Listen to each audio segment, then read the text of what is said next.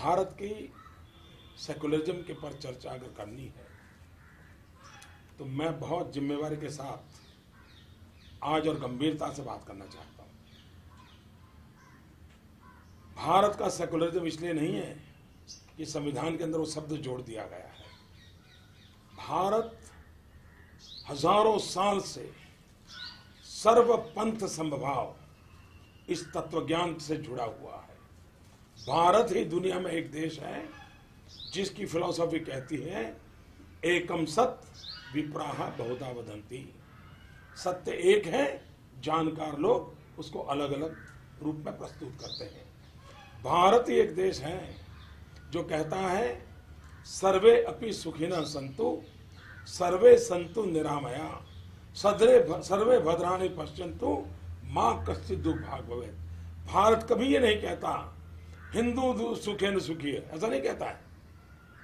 भारत सबके लिए सोचने वाला देश है और भारत का हजारों साल का इतिहास देखिए। हिंदुस्तान ने कभी तलवार लेकर के कभी दुनिया के विचार पर, संप्रदाय पर, समाज पे हमला नहीं बोला है। विस्तारवाद ये भारत के ब्लड में नहीं है।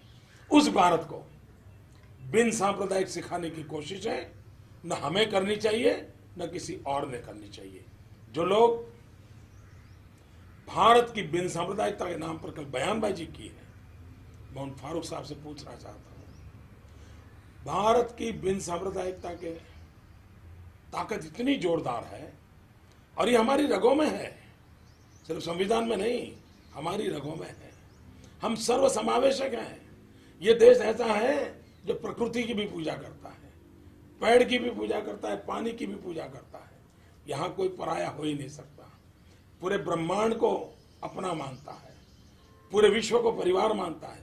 ये समाज है और उस समाज में अगर इस प्रकार की भाषा बोली जाए, कभी कभार कोई घटना घटे या किसी का बयान आ जाए, क्या हिंदुस्तान का सेकुलरिज्म इतना रद्दी है क्या कि कोई एक बयान दे तो खराब हो जाएगा?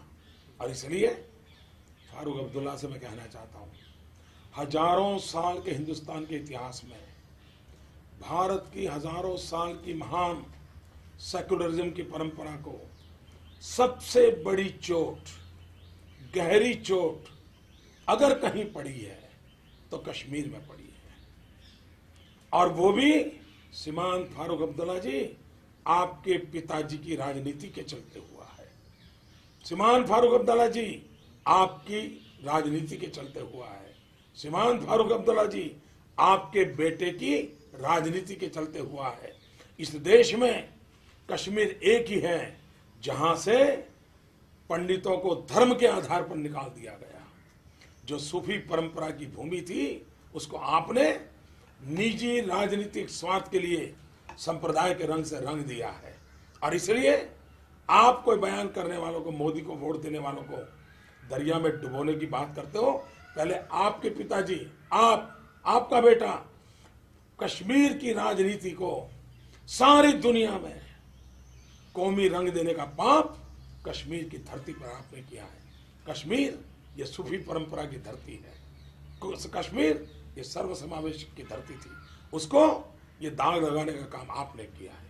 आपको शोभा नहीं देता है इस प्रकार की बयानबाजी। और अगर डूबना है तो किसने डूबना चाहिए? जरा दर्पण में अपना चेहरा देख लो। आपके पिताजी का चेहरा दर्पण के सामने खड़ा कर करके ये सवाल पूछो कि कश्मीर के पंडितों को वहां से खदेड़ देने वाले लोग किस मुंह से देश को बिन सांप्रदायिकता के उपदेश दे रहे हैं? उनके मुंह में शोभा नहीं देता है। हम चुप हैं, इसका मतलब ये नहीं है कि जो चाहे वो भारत की हजारों साल की महान सांस्कृतिक विरासत को आए दिन चोट पहुंचाते रहे। ये शोभा नहीं देता है हमको। हम आज भी हमारे संस्कारों के कारण, हमारे ब्लड के कारण, राजनीति के कारण नहीं, राष्ट्रभक्ति के कारण कहते हैं भारत सर्वपंथ समभाव का मार्ग ही भारत के लिए श्रेष्ठ मार्ग है। वोट बैंक की राजनीति नहीं, विकास की राजनीति ही भारत के लिए श्रेष्ठ है। ये हमारा कमिटमेंट है, सबका साथ सबका विकास। और हम उसी मंत्र पर चलेंगे। फारूक अब्दुल्ला साहब जैसे कितने ही लोग अनाप शनाप बातें करें, इससे गाड़ी डिरेल होने वाली नहीं है। देश उच्च मूल्यों पर चला है, जय जगत का मंत्र लेकर के चला है। वसुधैव कुटुंबकम का लक्ष्य चलाए, कुर्वन्तो विश्व मारियम का मंत्र लेके चलाए, उससे कभी डिगने वाला नहीं है।